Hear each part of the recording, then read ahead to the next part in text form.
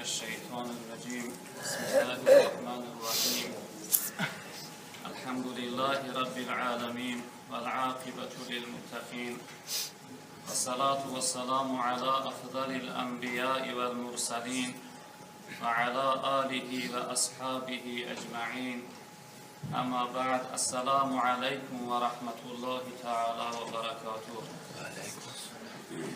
برادران عزیز، حاضران محترم، دوستان گرامی قدر، شکر الله خوب و مهربان را که برای ما و شما توفیق داده است که از این لحظه های نورانی، از این لحظه های طلایی الحمدلله که استفاده برده ساده. لحظه هایی که ما قرار داریم و تعبیر و وعده جناب پیغمبر وعده های نزول رحمت و دهه رحمت هستند. از خداوند امید داریم که پروردگار در این دهه رحمت ما را از رحمتش سیراب بگرداند. خداوند بزرگوار اون کمبودی که ما در حیات داریم، یعنی ناقصی و نارسایی رحمتی تو هست. پروردگار رحمت خود را در حیات ما نازل بفرما تا اینکه این رنج و مشقت از حیات ما دور بگردد. برادران عزیز، صحبتی که امروز میخواهم خدمت شما داشته باشم در باب صبر هست، در باب صبر کردن. البته امروز دردی که کمبودی که در جامعه ما مسلمان ها هست، بی صبری و بی طاقتی و در حال در غضب آمدن است. امروز خاص کردم که یک چیز در باب صبر، ثواب صبر، فایده های صبر صحبت داشته باشم تا اینکه برای جمعیت ما، برای جوانهای محترم ما یک درس خوب شود. الحمدلله جای افتخار است که امروز بسیار قوم مسجد ما میبینیم که جوانهای نورانی هستند، جوانهای هستند که خداوند برای اونها بهترین هدیه را نصیب گردانده است که در لحظه جوانی اهل مسجد، اهل عبادت هستند. برادران عزیز، جناب پیغمبر صلی الله علیه و سلم صبر را سه نوع تقسیم کرده اند. گفتم برای هر یک فردی مسلمان، برای هر یک شخصی مسلمان سه نوع صبر لازم است. یکم صبری که برای ما و شما پیغمبر بزرگوار بودن ضرور و لازم است، صبری در طاعت است، صبری در عبادت و بندگی خدا. انسان چقدر در فرمانبرداری و اطاعت و عبادت پروردگار باید به صبر باشد، صابر باشد، چقدر بردبار باشد. یکم صبری که برای ما مسلمان ها لازم است، ضرور است برادران عزیز، صبری در طاعت و عبادت و بندگی خدا است. باید که ما در عبادت چقدر صبور باشیم، صبری جمیل، صبری زیبا، یک صبری خوبی داشته باشیم.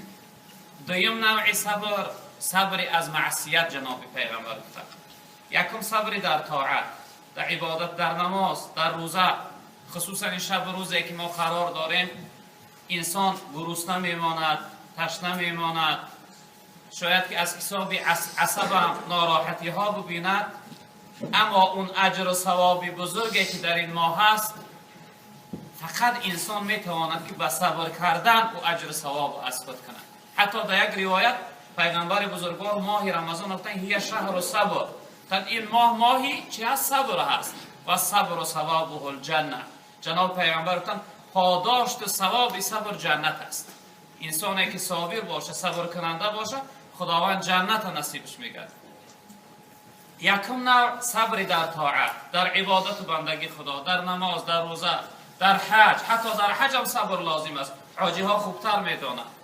حالت مشقت و دشواری و مشکلی زیاد حاجی ها اثر میگذارن وقتی یعنی حج کردن.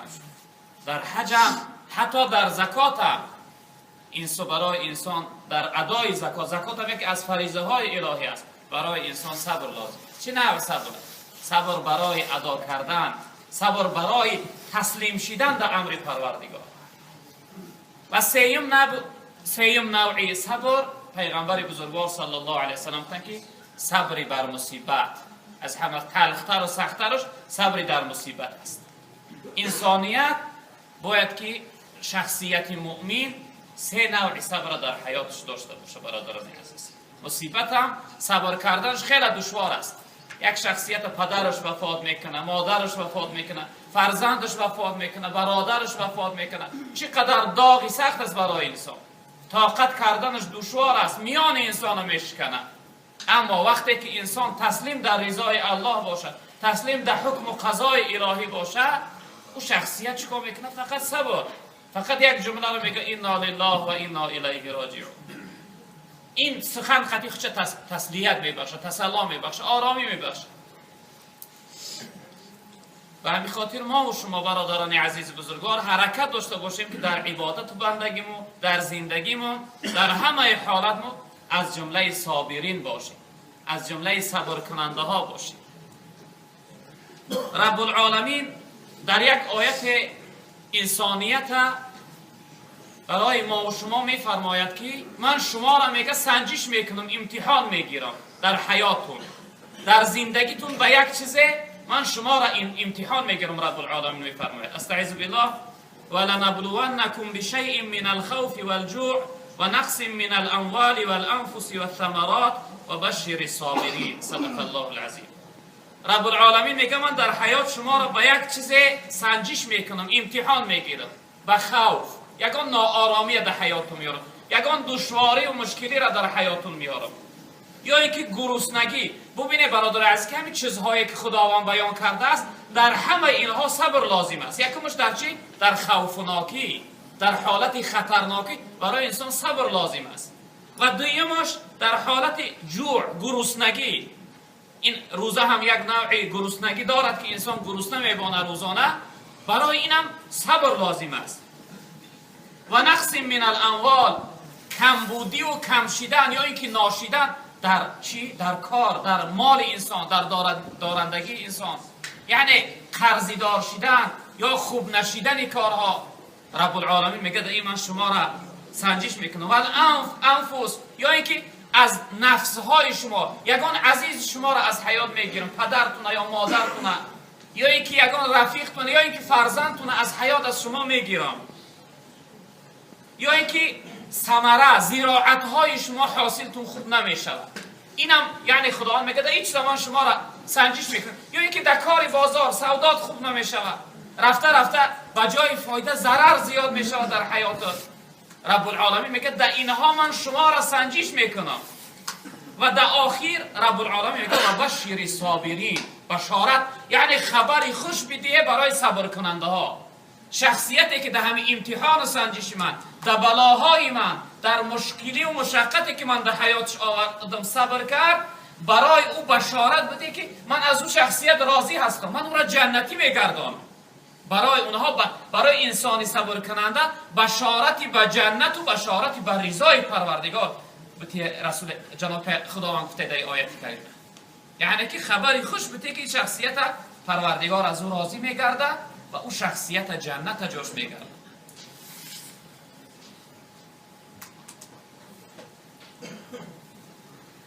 اکنون این انسان‌های صبر کننده که هستند در دوام آیت رب العالمین فرموده که الذین اذا اصابتهم مصیبت قالوا انا لله و انا الیه راجعون. شخصیت هایی که مصیبت یعنی رسیدن یک ناراحتی، رسیدن یک غم، رسیدن یک ناآرامی، رسیدن یک بلا، وقتی در حیات اونها رسید، اینها میگن که انا لله، ما همه از آن الله، ما همه بنده الله، در ملک الله و انا الیه راجعون. همه آخر با از این دنیا به سوی پروردگار بازگشت داره، همه آخر نزد پروردگار، یعنی به این جمله خودشون آرام میگردانن، تسلا میبخشن برای خودشون. اولئک علیهم صلوات من ربه و رحمه و اولئک هم المهتدون. صدق الله العظیم. برای انمی جمله صبر کننده ها از جانب خدا صلواتی که از جانب خدا گفته شده است، این صلوات یعنی چی میگن؟ اینا میگن مغفرت است، یا اینکه بعضی مفسران دعا و درود گفتن خداوند رحمتش شامل حال شخصیت صبر کننده میکنه و از رحمتش سیرابش میگردونه انسان صبر کننده را. و انسان صبر کننده از جمله شخصیت های هدایت یافته شده است، یعنی که خداوند او را در راه راست هدایت کردنی است. رب العالمین در جای دیگر میفرماید که والله یحب الصابرین، پروردگار دوست دارنده بنده صبر کننده و بنده صابرش هست. هر بنده که صبر داشته باشه، یعنی از جمله شخصیت های صبر کننده باشه، الله رب العالمین بندش دوست می داشته است. ببینید برادر عزیز که در صبر کردن چی بوده است؟ محبت الله، دوستداری الله. با یک صبر کردن، با یک طاقت کردن، با یک غضب از خود دور کردن، خداوند تو را دوست می داره. محبت و دوستی خدا را از خود میکنی. رب العالمین گفته. در جای دیگر میفرماید که ان الله مع الصابرین، رب العالمین میگه من همراهی صبر کننده ها هستم. همراهی یعنی معیت پروردگار انسان از خود میکنه به سبب صبر کردن. تمام انبیای خدا یعنی در دعوت پیغمبریشون، در بعثتشون، در اون رسالتشون چقدر رنج و مشقت و آزار زیاد میدیدن، اثر میگذراندن. یگانه صبر اونها را یعنی از اون کلفت و از اون رنج، از اون ناراحتی نجات میداد و خلاص میکرد. یگانه اونها از جمله صبر کننده بودن. این چیز بود که اونها را یعنی چیکار میکرد؟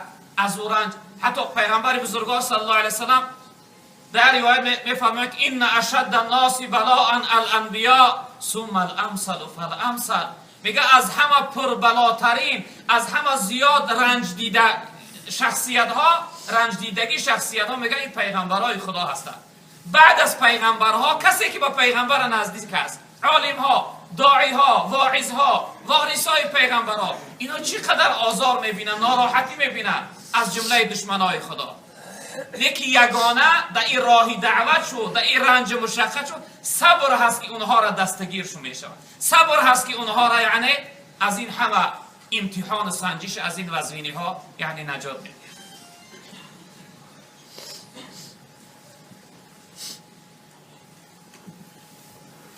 رب العالمین برای پیغمبر بزرگوار صلی الله علیه وسلم امر کردند که استعیذ بالله واستعینوا بالصبر والصلاه. استعانت یعنی طلب مدد، طلب یاردم. خداوند میگه شما از پروردگار طلب کنید که خداوند شما را مدد کنه، قوت بده به صبر کردن و به نماز خواندن. یعنی که انسانیت باید از پروردگار صبر طلب داشته باشه که خداوند او را از جمله صابرین، از جمله شخصیت‌های صبر کننده بگردونه. پیغمبر بزرگوار صلی الله علیه وسلم فرمودند که الصبر ضیاء، گفتن صبر این یک روشنایی حیات است، یک نوری هست در حیات انسانیت. شخصیتی که از جمله صبر کننده ها باشه، صابر باشه، خداوند حیات او را نورانی میگردانه، حیات او را پر نور میگردانه. یعنی خوبی ها و یعنی درخشانی حیات با بالای او را خداوند می آورده و بالای انسانی صبر کننده. به این خاطر ما و شما برادر عزیز بزرگوار حرکت کنیم از جمله صبر کننده ها باشیم. حدیث قدسی بوده رب العالمین میفرموده است که استعیذ بالله من لم یصبر ببلائی ولم یشکر علی نعمائی ولم یرضى بقضائی فلیخرج من فوق ارض و تحت السماء ولیطلب ربا سوایی. شخصیتی که صبر نکنه به بلای من، به مشقت و دشواری که در حیاتش میارم صبر نکنه و راضی نباشه به قضای من، قضای الهی، حکم پروردگار در راضی نمیشود، یعنی امر خدا را به گردن نمیگیره و شکرانه نعمتهای من به جا نیاره. پروردگار گفته این جمله مردم بگه که از روی زمین من از تحت آسمانم بیرون شود، از روی زمین و از تحت آسمان من برای یگان خدای دیگه طلب کنه، من خدای اون نیستم. شخصیتی که صبر نداره، به قضا راضی نیست، شکرانه نعمتام به جا نمیاره، رب العالمین گفته برای او گویه که از روی زمین من از تحت آسمان من بیرون شود. و پیغمبر بزرگوار صلی الله علیه وسلم در حدیث مبارک فرمودند که الصبر نصف الایمان، تن صبر این نصف ایمان هر یک شخصیت است. در اصل نظر که برادر عزیز برای تمام لحظه حالت انسانیت صبر لازم است. در نماز صبر لازم است، در روزه گرفتن صبر لازم است، در زندگی و حیات صبر برای تو لازم است، حتی در سوداگری برای تو صبر لازم است. در همه حالت برای انسان صبر لازمه. و این خاطر یعنی پیغمبر بزرگوار گفتن که صبر برای هر انسان نصف ایمانش است. نصف ایمان اگر دیگر عملها باشند، نصف ایمانش جناب پیغمبر گفتن چی است؟ صبر هست. و در روایت دیگر فرمودند که و ما اعطی احد من عطاء خیر و اوسع من الصبر. خداوند هیچ یک شخصیتی را براش بهترین چیز نداده است از صبر دیده. یعنی هر شخصیتی که از جمله صابرین باشه، از جمله صبر کننده ها باشه، خداوند را بهترین هدیه حیات بخشیدگی است. یعنی بهترین هدیه خداوند، بهترین تحفه الهی برای بنده ها چی بوده است؟ صبر بوده است. برادران عزیز بزرگوار، پیغمبر بزرگوار صلی الله علیه و سلم پرسیدند که ای الایمان افضل؟ گفتند که یا رسول الله بهترین ایمان کدام است؟ کدام شخصیت بهترین ایمان دارد؟ از همه زیباترین و خوبترین ایمان دارد؟ جناب پیغمبر صلی الله علیه و سلم گفتند که الصبر و السماحه. گفتند هر شخصیتی که اگر او صبر داشته باشه و همت بلندی و جوانمردی داشته باشه، او شخصیت بهترین ایمان دارد. یعنی نشانه بهترین ایمان چی بوده؟ دو چیز برادران عزیز، یکمش صبر، دویمش چی قدر همت بلندی و جوانمردی. انسان باید به غیرت باشه، به همت باشه، جوانمرد باشه. و پیغمبر بزرگوار صلی الله علیه وسلم در روایت دیگر فرمودند که الصبر مفتاح الفرح، حتی مفتاح الفرج هم آمده. صبر کلید تمام خوشحالی ها هست.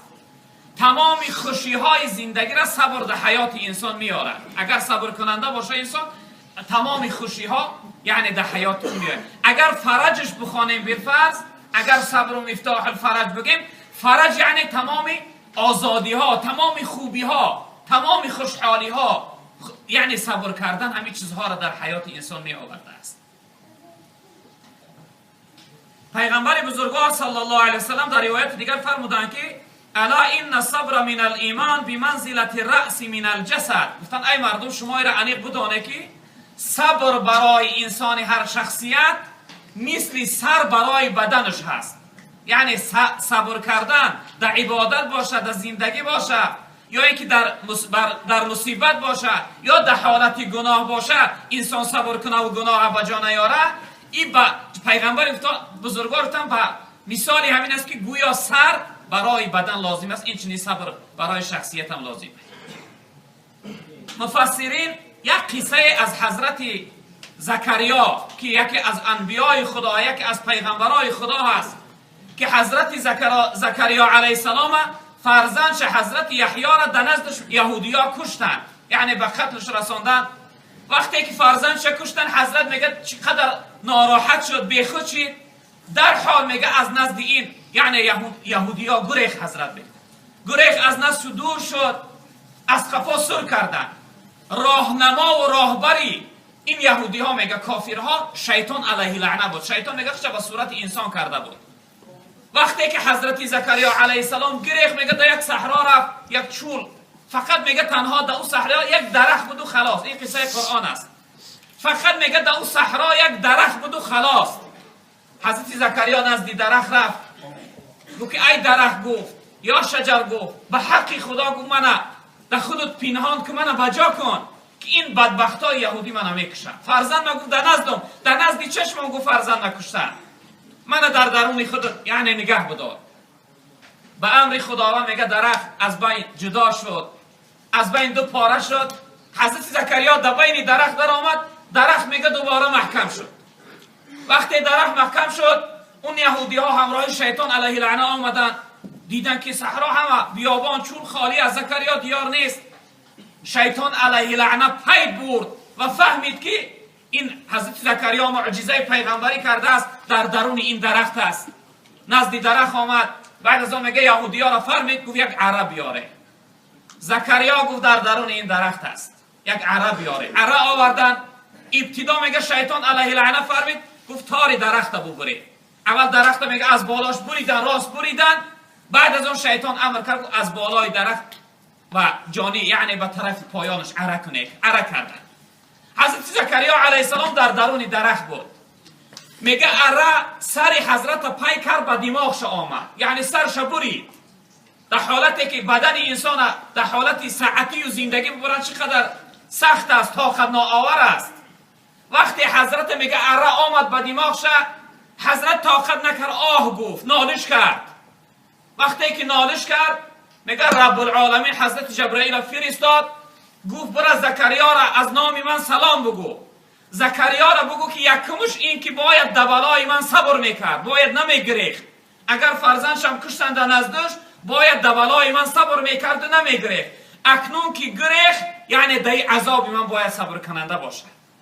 برای زکریا بگو که اگر یک بار دیگر آواز ناری شبرا را از دفتر پیغمبری خطش میزنم، از جمله پیغمبران و دیگه نمینش. میگه وقتی حضرت زکریا علیه السلام از جانب خداوند این شنید، زبان میگه در بین دندانها گذاشت و چنان محکم گزید، میگه بریدن حضرت زکریا علیه السلام از بین دو پاره کردن، دیگر آوازش نبرآورد. یعنی که صبر کرد. در چی حالت؟ در حالت فرمانبرداری پروردگار. صبر کرد در حالتی که خداوند او را امرش کرد که باید که زکریا یعنی از جمله صبر کننده ها باشی. و پیغمبر بزرگوار صلی الله علیه وسلم در روایت دیگر فرمودند که لا ایمان لمن لا صبر له. گفتن هر شخصیتی که صبر نداشته باشد او ایمان کامل نداره، یعنی ضعیف الایمان است. ایمانش ایمان بی ارزش است، بی قدر است. چی رنگه که امروز در دنیا هم چیزهای ارگینال میگن، چیزهای پدرکش میگن، دیگه چی میگن، چیزها هستن. ایمان هم اینش نه برادر، ایمان قوی میشه و ایمان ضعیف میشه. ایمان ضعیف قدر قیمت نداره، قدر ارزش نداره.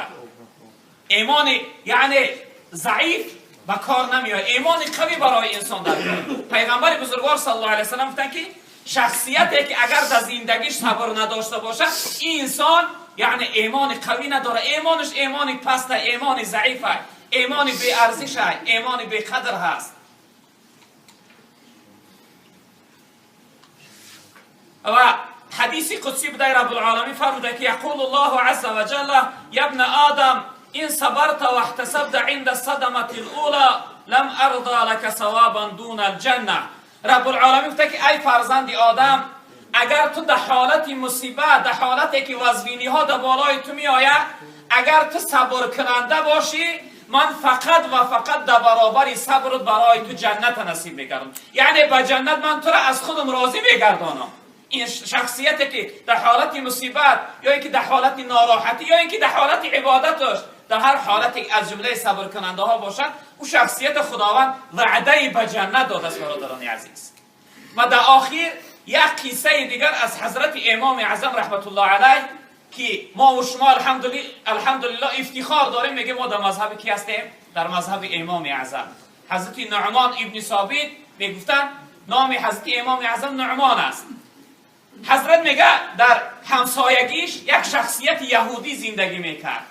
اون یهودی میگه عادت داشت دایم حضرت امام اعظم یعنی آزار میداد، تحقیر میکرد، سرزنش میکرد، در بین مردم بد میگفت. روزی میگه این یهودی از خانش بیرون شد، میگه آمد به خاطر حضرت ناراحت کردن، به خاطر حضرت تحقیر کردن، آمد میگه در دروازه حضرت امام اعظم زد، در دروازه زد. البته هر کدام ما را یک کس اگر در درمون بزنه در حال میریم میبینیم کی باشه، چی میخواسته باشه. وقتی در دروازه حضرت امام اعظم میگه این یهودی زد، حضرت میگه آمد در کشاد، دید که همسایه یهودیش. گفت فرما همسایه چی میگفتی؟ بپرس یگان پرسیدنی بودی، یگان خدمت بود؟ میگه این یهودی گفت من تو را نمیگم. در درش زد است، میگه تو را نمیگم، تو در من در کار است، من با دیگه کار دارم. سبحان الله. حضرت میگه گشت در خانهش درام، ما چیزی نگفت. دفعه دیوم میگه در دروازش زد، دفعه دیوم حضرت امام اعظم برآمد، گفت چیزی میگفتی برادر؟ گفت نه من تو را نمیگم، با تو کار ندارم. گفت دوباره حضرت میگه در خانهش درآمد، دفعه سوم زد. در این حالتی درنگ برنگی که در دروازش میزد، میگه مردم در نزد دروازه حضرت امام اعظم جمع زدن. تا این بدبخت چقدر حضرت غم میداده باشه، ناراحت میکرده باشه، مردم همه جمع زدن. حضرت میگه از در بیرون شد، دفعه سوم. وقتی بیرون شد گفت چیزی میگفتی؟ گفت البته را سوال دارم، میخوام که سوالامو جواب بگوی. حضرت گفت اگر بدانم که جواب میگفت. سوال چی است؟ گفت دو سوال دارم. یکم سوالم این است که نجاست چی مزه داره؟ نجاست انسان، نجاست غلیظه غوث، نجاستی که انسان حاجت میروه، همون چیزا پرسی. گفت ای امام مسلمان ها، ای نعمان، گفت نجاست چی مزه داره؟ حضرت امام اعظم گفت که نجاست وقتی انسان کودک باشه گفت ترش است، وقتی کلان شود تلخ می شود. میگه این شخصیت گفت که تو نجاست خورده که مزهش میدانی. یهودی گفت. حضرت امام اعظم گفت من نجاست نخوردم. گفت از تاریخ ها و از کتاب ها خواندم که چنین مزه داره. گو بگذار این جواب قبول کردم. گو دویم سوال دارم. گو دویم سوال چی هست؟ گو دویم سوالم همین است که همین همسایه ها و مردم میگن که مادر داری، مادرت بسیار وظیف است. حضرت امام اعظم گو دادی خدا. گو مادرت میگن قامتی بلند داره. گو دادی خدا. گو مادرت میگن شکمش سفید است. گو دادی خدا. گو مادرت میگن موهای سیاهی دراز داره. گو دادی خدا. برادر عزیز سوال اگر از ما بپرسن چه جواب میگفته باشه؟ آیا طاقت صبرش داری یا نداری؟ در تمام سوالش میگه حضرت امام اعظم گو دادی خدا. در آخر این یهودی چی گفت؟ گو وقتی که مادرت اینقدر بزه باشه، اینقدر حسن و خوبی داشته باشه، مادرت به من نمیتی؟ مادرت در نکاح من نمیدراری؟ حضرت امام اعظم که مادرم مکلف است، مادرم کلان است، به عقل است، اختیار در دست خودش است. میپرسم اگر بخواه گو میتی مادر من، اگر مادر راضی باشه بگذار بکره بیتیمش. حضرت امام اعظم میگه از دروازه جانب خانه در آمدن، کله این کافر میگه سر این کافر از گردنش جدا شد و پرید، میگه دور پرید. میگه یگان شخصیتی نبود که مقصد گردنی رو از سرش شمشیر خطی بزنه پرانه. سر این یهودی میگه از تنش جدا شد و پرید.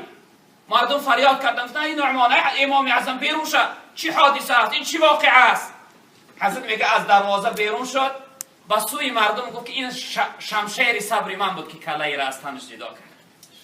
این شمشیر صبری من بود. در این قدر سخنهای سخت، در این قدر گپهای قبیح بدی من صبر کردم، شمشیر صبری من کله را از تنش جدا کرد.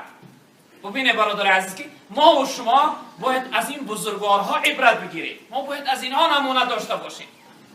حتی پیغمبر بزرگوار صلی الله علیه و سلم چقدر آزارش میدادن، چقدر عذابش میدادن، جناب پیغمبر از جمله چی بود؟ صبر کننده ها بود. فصبر صبرا جمیلا. رب العالمین را امر کرد که تو صبر زیبا داشته باش ای محمد، در برابر دعوت و در برابر رسالت و در برابر پیغمبری صبر زیبا داشته باش. اون صبرش بود که پیغمبر بزرگوار ما را یعنی سربلند و خوشبخت کرد. با این خاطر برادران عزیز بزرگوار، ما و شما هم حرکت داشته باشیم که در حیات زندگی از جمله شخصیت‌های صبر کننده و صابر باشیم تا اینکه خداوند ما را هم در دنیا هم در آخرت از جمله بهترین بنده ها بگرداند. پروردگار جمعیت ما را بخت سعادت دنیا و آخرت نصیب فرما. پروردگار عبادت‌های پر از کمبودی ما را به درگاه قبول بفرما. پروردگار برای جمعیت ما و عالم اسلام صبر جمیل نصیب فرما. پروردگار این جمعیت در دلها هر امید و آرزو مراد و مقصدی داشته باشند و مراد و مقصد برسان. پروردگار این ماه برای ما مبارک بگردان. پروردگار در این ماه گناه‌های ما و گناه‌های گذشتگی‌های ما را مغفرت بگردان. پروردگار در کسب و کار حلال این جمعیت برکت‌ها عطا فرما. پروردگار مشکلی‌های دینی و دنیای ما را آسان بگردان. پروردگار خاتمه ما را به خیر بگردان. و صلی الله تعالی علی خیر خلقه مولانا محمد و آله و اصحابه اجمعین برحمتک یا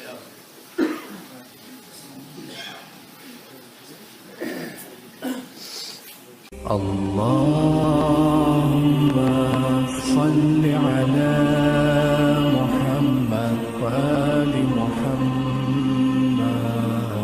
حبيب الله